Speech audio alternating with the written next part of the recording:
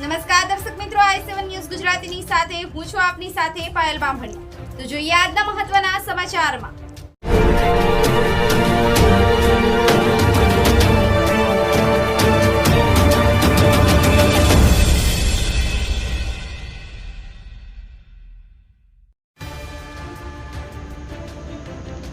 દાહોદ, ઝાલોદ અને લીમખેડા તાલુકાના જંગલ અને ડુંગરાળ તથા અંતરિયાળ વિસ્તારમાં આવેલા પ્રાકૃતિક સૌંદર્યથી સોળે કળાએ ખીલેલા જળધરી ખાતે શ્રાવણ માસના અંતિમ સોમવારે લોકમેળો ભરાયો।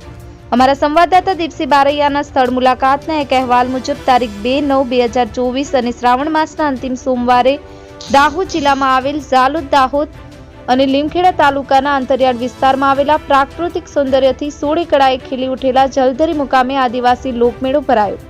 મેળામાં હજારો આદિવાસી લોકોનું માનવ મહેરામણ ઉમટી પડ્યું હતું અને પ્રાકૃતિક ધોધ અને જલધારાની ભરપૂર વરસાદી વાતાવરણમાં આહલાદક અનુભવ સાથે મજા માણી હતી। Dipsinh Baraiya, i7 news Gujarati, Jhalod.